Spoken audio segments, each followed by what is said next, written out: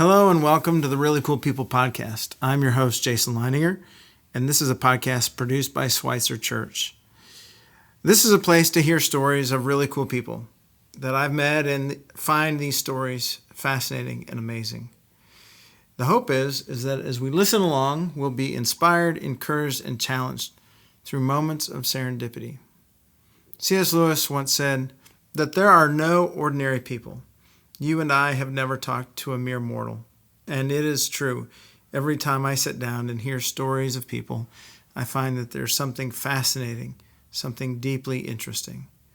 And so, even though many of us think that we're just ordinary people, the truth is that you and I, and the people we talk with and meet in these podcasts, are really cool people. So today we're going to meet Mindy Miller. Mindy is going to talk about a charmed childhood. And then she's going to share with us about becoming a mom of 4 kids. And the last kid, Kelly, is going to take up the balance of her story because Kelly has left a special mark. So let's lean in and hear Mindy's story.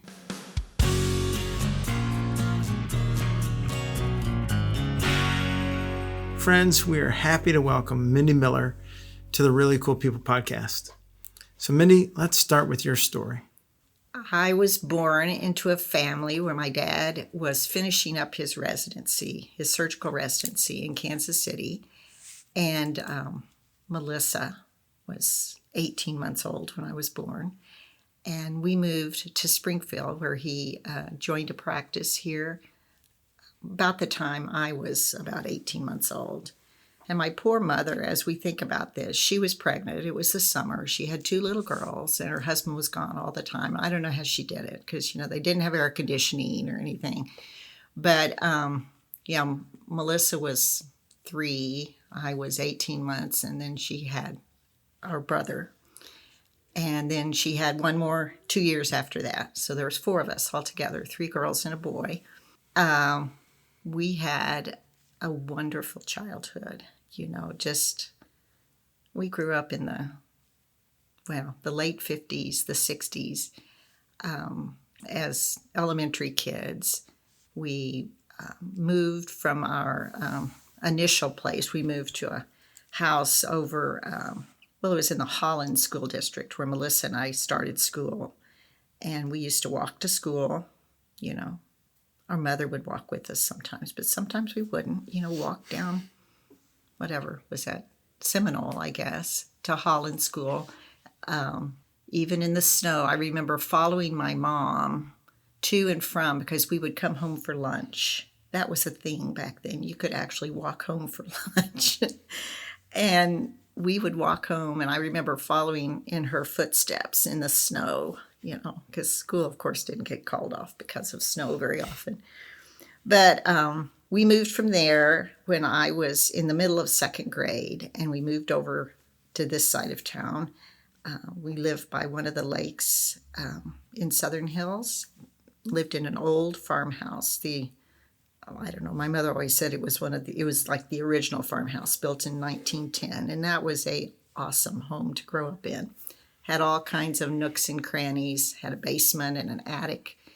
And we used to have so much fun playing hide and seek and all that with our friends. We had lots of neighborhood friends. In 4th grade, actually this summer before 4th grade, they built Wilder School. And we used to go up in the summer and actually help the men laying the tile in our classrooms. They would actually let us help them lay tile. I remember that so vividly. And then when we started school that fall, it was really exciting because we would say, look, I laid that tile. The things that a 4th grader gets excited about. But anyway, we had a lot of fun as kids. We climbed trees. We played in all the vacant lots that were in Southern Hills at the time, which I don't think there are any now. But in fact, when I said something to my kids about, we used to play in vacant lots, they're like, what are vacant lots? Because they weren't used to that. But we would play, stickball and baseball and football and broom hockey. And we had a great time with all the neighbors. And we would be out till it got dark, and my mom had a bell. She would ring a bell, and everybody'd say, Mosleys have to go home. So anyway, it was really fun. And I had a bike that I loved, and I would used to get up in the morning, get on my bike, and go ride. Nobody knew where I was, but nobody was worried. What a lovely time. But anyway, I went to Glendale, and that was fun too. Got involved in a lot of different activities there. Ended up going to the University of Missouri, and my older sister had gone to Arkansas, so I had to do the opposite and go to Missouri. When you're 18 months apart, you have to distinguish yourself in some way. So she would do one thing and I would do the other. Right now, we do everything alike. So, but anyway, so I went to the University of Missouri and really enjoyed my time there. Steve and I started going out after our sophomore year. We had classes together at Glendale, but he wasn't much interested in me at the time. But that summer, his mother pointed out that I was obviously not doing anything because I was with my parents at a softball game where he was with his parents. So we started dating, and it was one of those things where when he called me, I immediately had this feeling like, okay, this is it. I'm not going to be dating anyone else anymore. Isn't that weird? But it was really I remember hanging up the phone and thinking, wow, that was crazy. But anyway, so we got married when we graduated. He was a student at Rolla at the University of Missouri. It was called the University of Missouri at Rolla. It's now Missouri S&T. And we got married when we graduated and went to Marshalltown, Iowa, where he took a job with a company up there called Fisher Controls. And it was a division of Monsanto.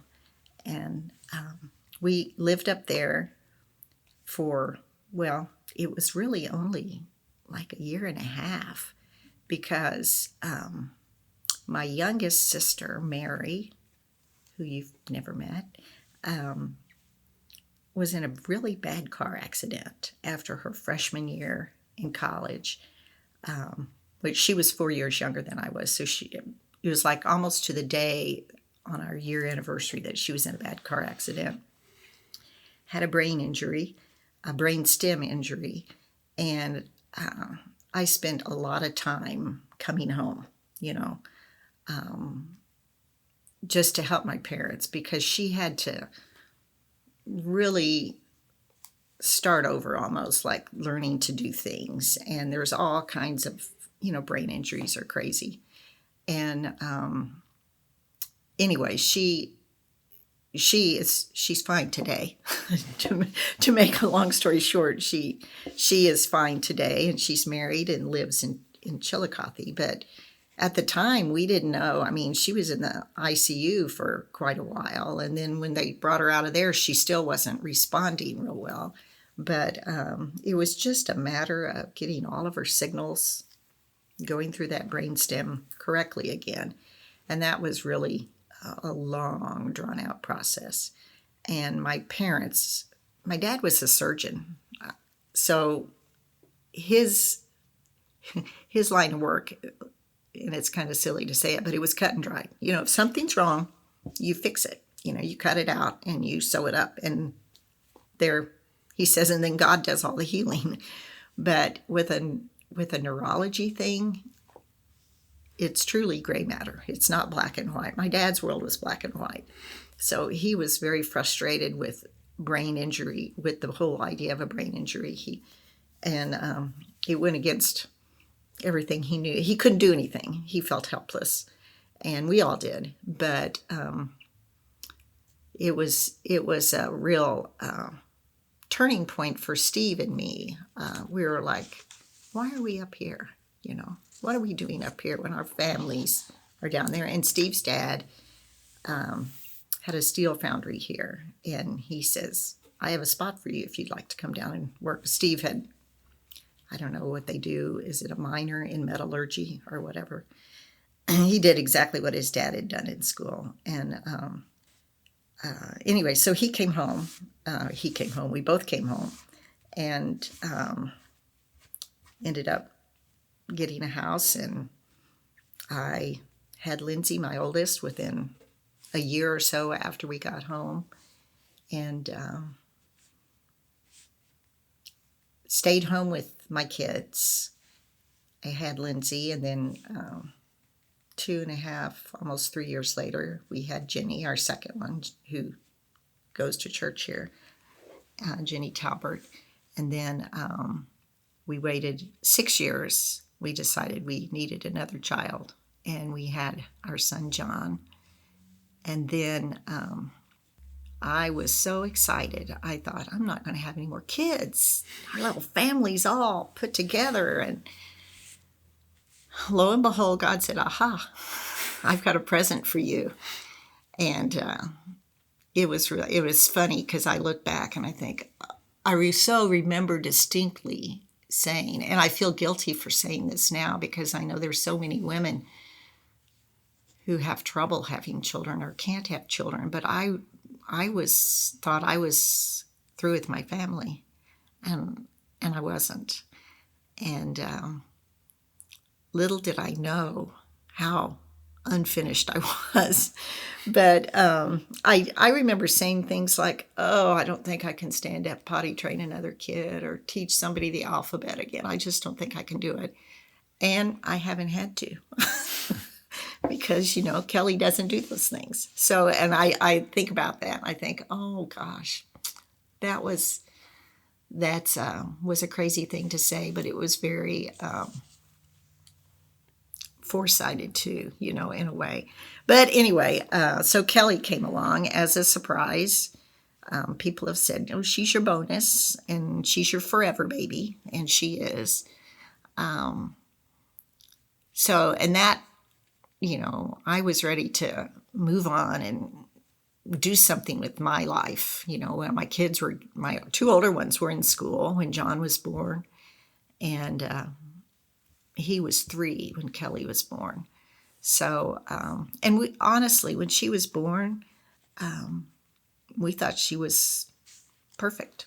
Her APGAR scores, that they give newborns, were great. They were 9s and 10s. And I was in a shared room at the time when I gave birth. That was back when they didn't have the luxury suites that you have now. But my roommate, and I didn't see her for a long time because there was a curtain between us, and they brought her in, and she had just given birth, and they discovered that her child had Down syndrome. And I remember feeling so bad for her. And I had Kelly with me, and I kept trying to keep her from crying, because this woman was very distraught, obviously, and all of her friends and family were coming in, and they were trying to get her moved to a private room, because that would only be helpful to her. She didn't want to be with me and my healthy baby. And anyway, I so remember that. And like I said, she moved out really before I even got to know her. But I could hear a conversation, and I picked up on a few things about her. And ironically, of course, when Kelly started, and I started taking Kelly to the parent-child class at the Developmental Center of the Ozarks, they used to have a class where you could bring your infant or your toddler or whoever that had some kind of a disability, and they would work with you, and plus you'd get to know other parents. And they had all the kids' names and their birth dates on the wall, and I looked at the wall, and there was December 4th, 1991, and I thought, and the little girl's name, and I thought, oh my gosh. And I found out which one she was, and I asked the mother, I said, our daughters have the same birthday. And we started talking and realized she was the one in the room with me. It was just the craziest thing. And we're still, we still stay in contact to this day. But she and I have not laughed, but we have just talked about how crazy it is that here I was sitting over there praying, and my girls they were, 6 and 9? No, they were 9 and 12 when Kelly was born.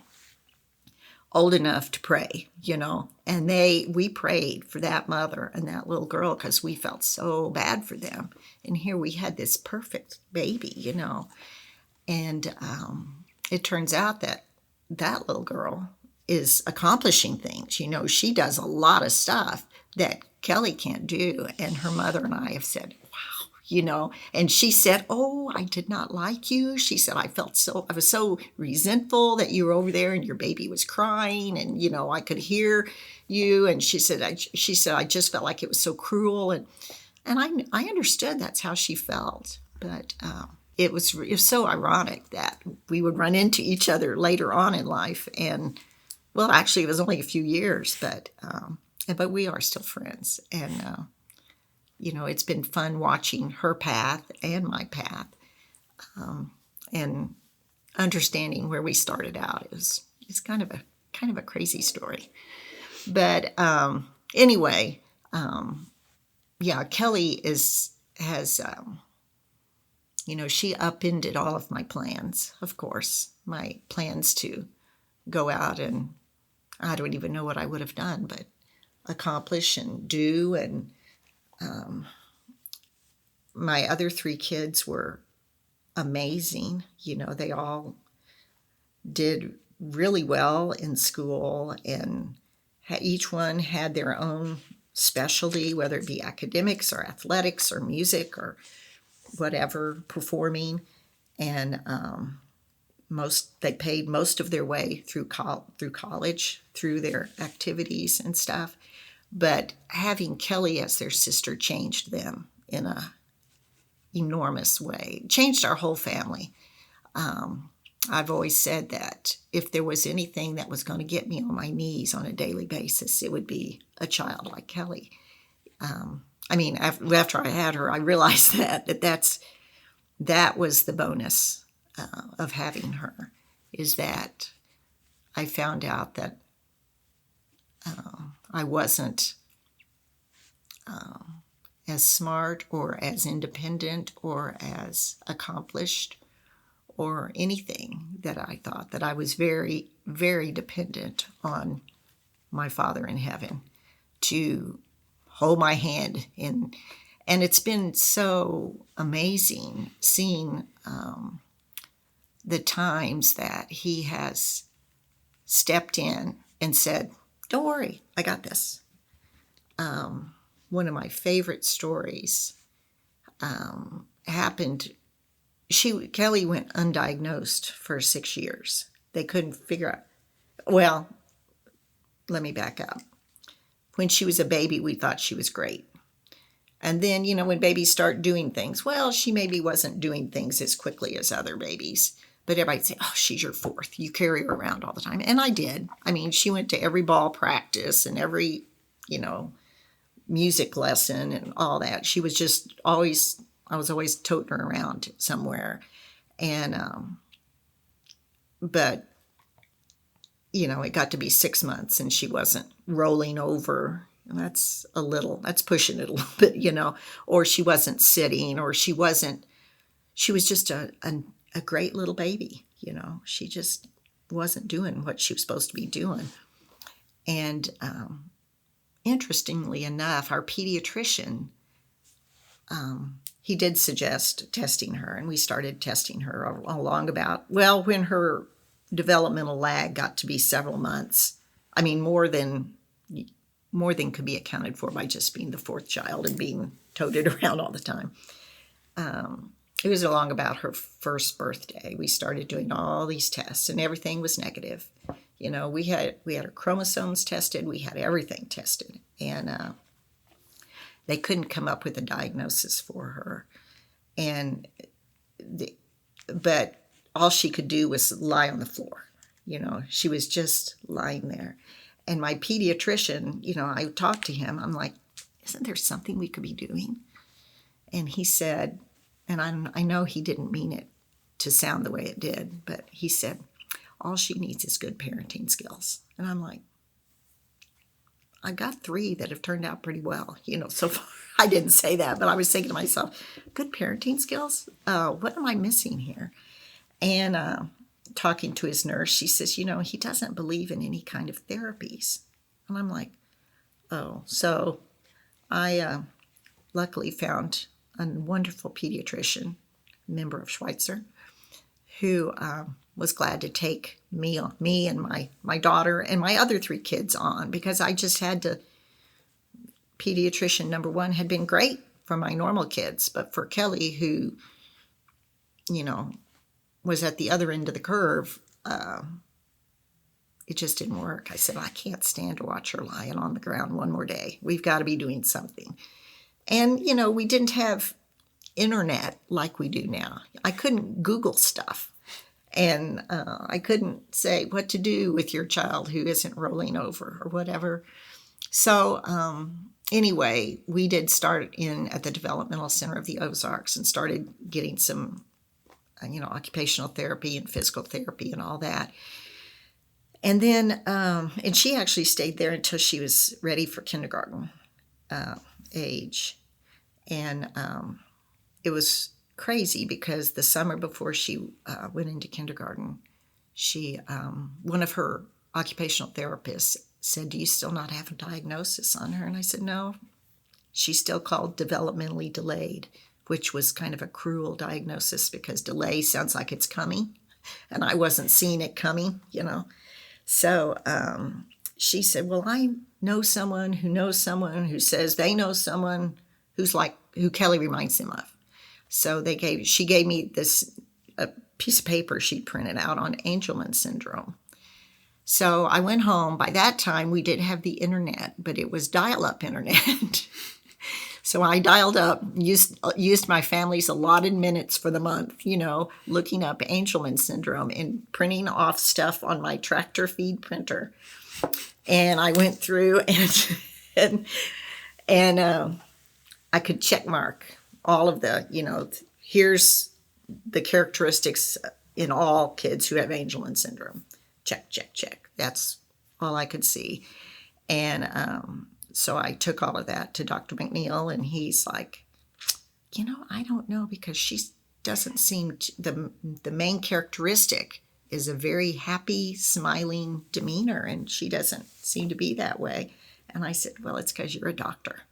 And she's got white coat syndrome because she'd been poked and prodded for most of her years. And she would cry when I take her to the doctor. So he agreed, and bless him, he was is such a blessing to my family. But he got her chromosomes tested again because there had been a new test come up since we had it done when she was a year old. And she has a deletion on the 15th maternal chromosome. So it wasn't something that I did when I was pregnant, which I actually had an insurance lady ask me that on the phone one time. What did you do when you were pregnant that made her be like this? I'm like, I hope nothing. I know she meant well, but it was kind of a cruel thing to say. But anyway, when she went to school her first day of kindergarten, I came home and got the phone call from the University of Missouri genetics lab that, yes, she was positive for Angelman syndrome. And then I found out why I was married to Steve, because I called Steve up devastated because I'd seen all the pictures, and this horrible underbite and all of this mental retardation and all this stuff that I didn't want to think about. And he's like, well, that is great news. And I'm like, what? That is not great news. He goes, no, now we know what she has, and now we'll have a direction to go, and now it's not something you did when you were pregnant, and I said, thank you, God, for giving me this man, because this is what I need, is someone who will turn my brain the right direction. But anyway, it's been a journey, and it still continues to this day. One of my favorite stories, as I started to tell it, but I had to give you the background, was Jenny went with me to my first Angelman syndrome conference. It was in Philadelphia. Kelly was 7 or 8, and I didn't want to go by myself. It was a long way to go and a whole lot of information to try to swallow. Drinking from the fire hose is what it would have been like. So she said she'd be glad to go, and so she went with me. And I'd never seen someone else with Angelman syndrome. And we're in the airport, and there's a little girl sitting in a wheelchair with a smile on her face that looked just like Kelly. And I'm like, oh my gosh, look at that girl. And we're like, we were trying to figure out a way to get to the hotel because it was kind of a peculiar airport and the cabs weren't obvious. So I went up to the father and I said, are you going to the Angelman syndrome conference? And he said, well, yes. Thought, of course you are, because she obviously has the same thing my daughter does. So we rode with them, and it was so crazy all week. I mean, you could hear these laughter and all this that sounded just like my daughter everywhere. But we learned so many things. And at one video presentation, they were showing something about seizures, and Kelly had seen a neurologist and had an EEG, but she wasn't taking any medicine for seizures because the doctor didn't feel like what he saw would be helped or was alarming enough if we weren't seeing seizures, and we didn't think we were seeing seizures, but I mean, we weren't seeing the big ones that we've seen on TV or whatever. So watching this video, Jenny and I look at each other and go, oh my gosh, that's what Kelly does all the time. Just the movements and the erratic whatever behavior, because the kid was getting an EEG and then you could see the printout and they were pointing out, now he's having a seizure and now he's having a seizure. So I thought, oh gosh, I've got to go tell this doctor that he was wrong. And I was a doctor's daughter and my dad was never wrong, And I'd heard him plenty of times say, they came in and tried to tell me, and I was right and they were wrong. And I mean, you want a surgeon that's confident. And he was very confident. So I have this ingrained inability to criticize doctors or to suggest something, So I was really stressed about this and thinking, how am I going to do this? Because he was this very vaunted neurosurgeon. And not neurosurgeon, neurologist. And anyway, so I didn't know what to do. But anyway, we got on the plane to come home. It's crowded, and we stopped in St. Louis. And it was some kind of a prop plane or something where the noise was right outside our window. And Jenny's head was just pounding. And I went up and see if we could change seats. And they said, no, it's full. The plane's full. You can't change seats. So I'm like, oh, great. So I said, I'll switch with you. And we're handing out a little Angelman syndrome conference T-shirts. And I had my big notebook with all my stuff. And we get it back on the plane in St. Louis. And I'm sitting there. And they announced that, we're going to be delayed. We're going to have to sit and wait for takeoff. And it might be 15, 20 minutes. So people pull out their cell phones and start calling. And I heard this voice. And of course, it was the neurologist sitting across the aisle from us. And I'm like, oh my gosh, he's right there. And so I thought, okay, God, you put him right there. You knew I needed him in a casual situation where I wouldn't feel intimidated. So I leaned forward and said something to him. And I held out my shirt. And he's like, oh. And so he switched seats. Sat by me, and I did too. We sat on the aisle, and I was able to tell him what I'd learned. I gave him the information out of the notebook that I had with me. And I was sitting there thinking, oh my gosh, you love Kelly that much, Anyway, that's happened to me so many times where things that I worry about with her, God just smooths the way, Another time, she had her wisdom teeth growing in. We do the dentist, but he can't do anything. He can't do fillings. He can't do x-rays. He just kind of looks at her teeth. And we have to knock her out every 3 years.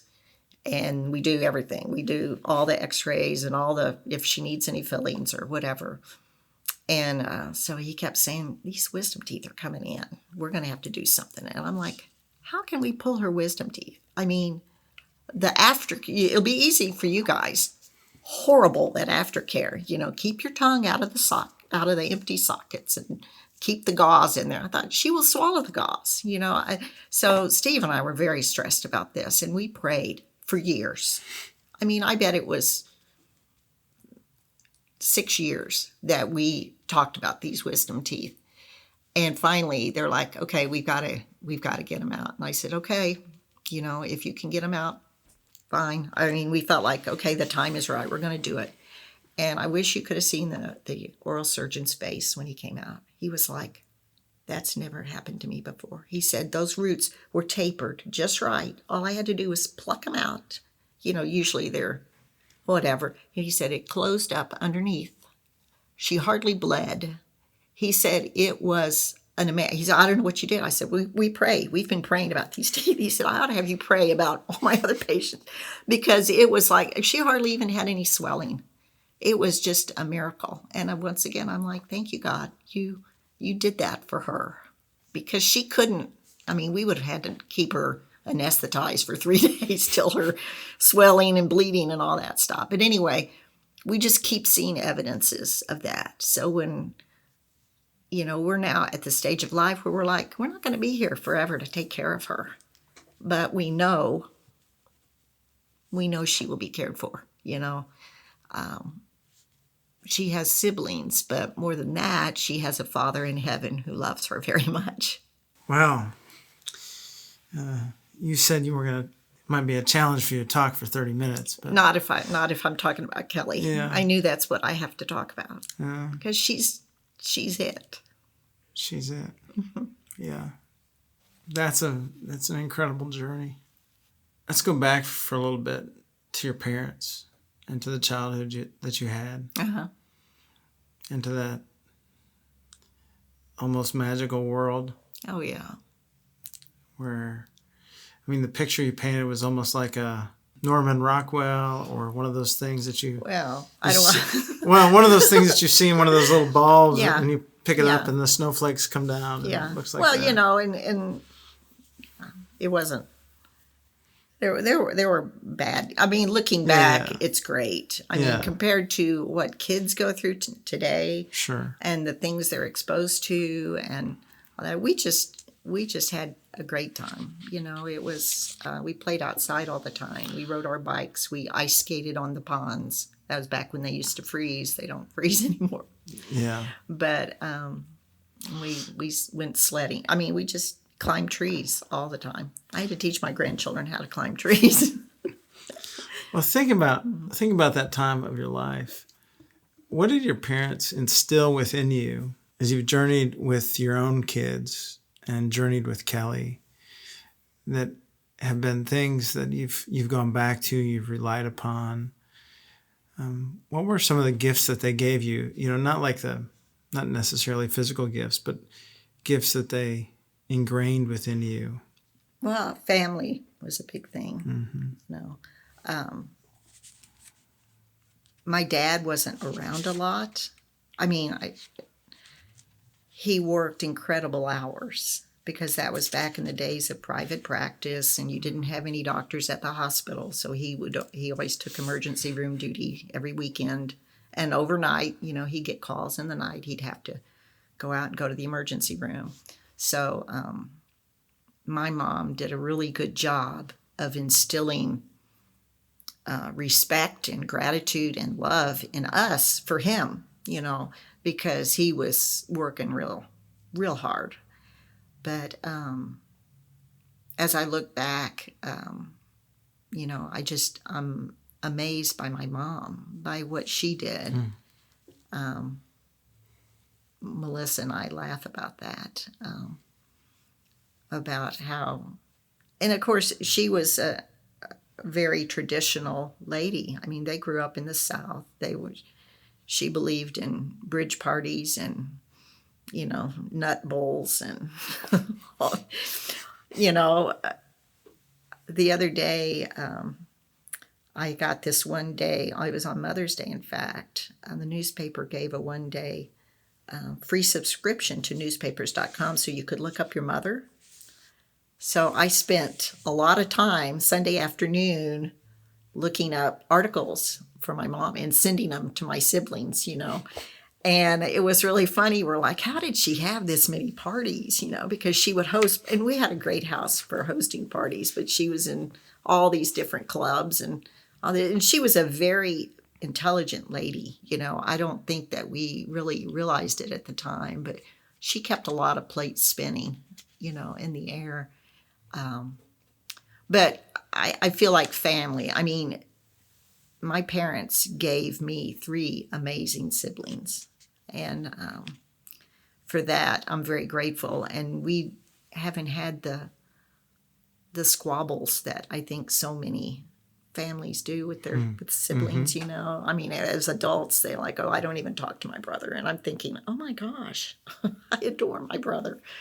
But I credit my mom with that a lot, because even when she and my dad were failing, she had a series of strokes that really robbed her or took her from us early. Well, I shouldn't say early. She was about my age, I guess, but we all worked together, helping my dad with her, and then when he faced his impending death, we were all able to work together and appreciate each other and the different gifts that we had. And I'm just very grateful to my parents for that. Somehow or another, we get along.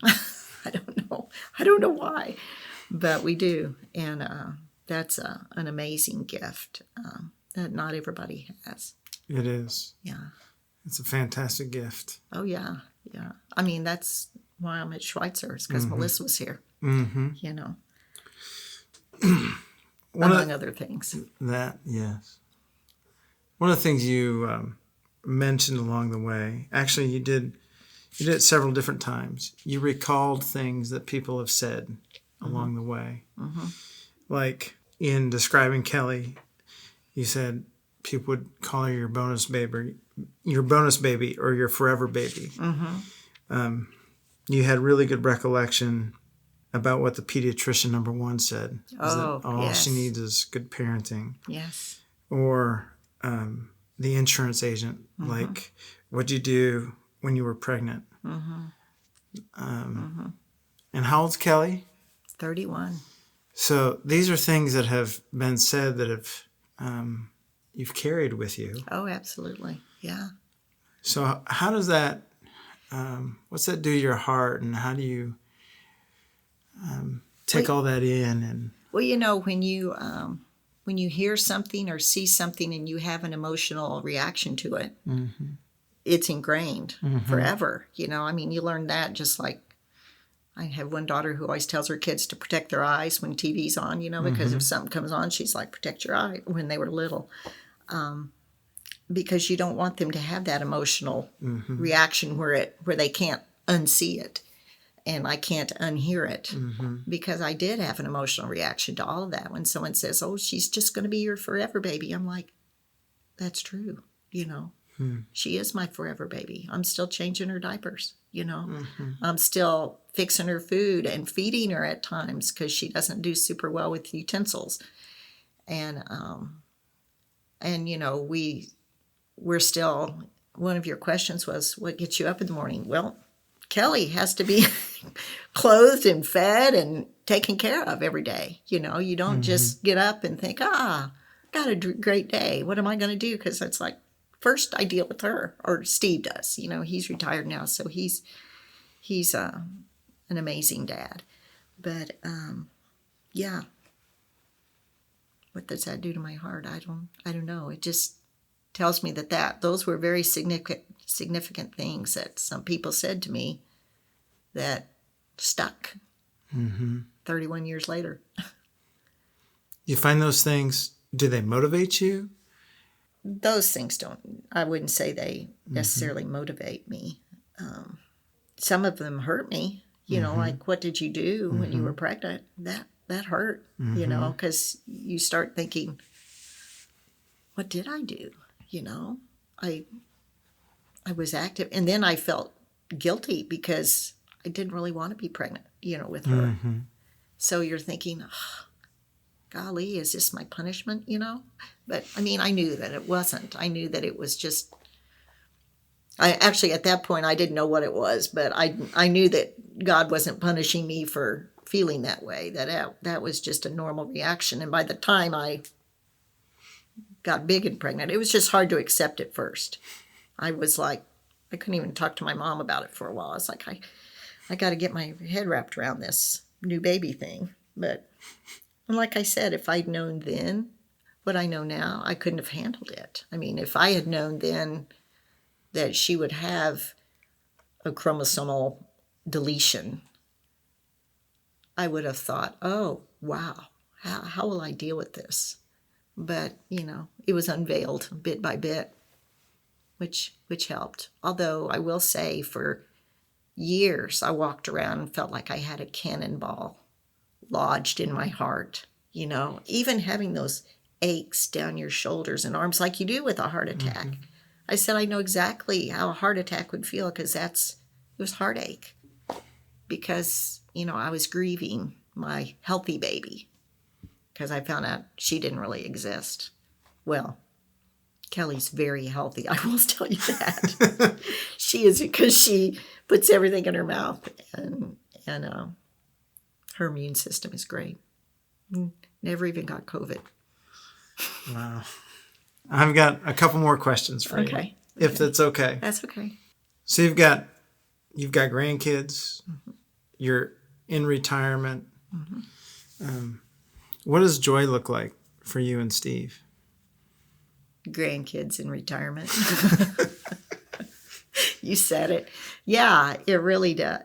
Seeing these amazing grandchildren, because they're so much better than I could have ever dreamed.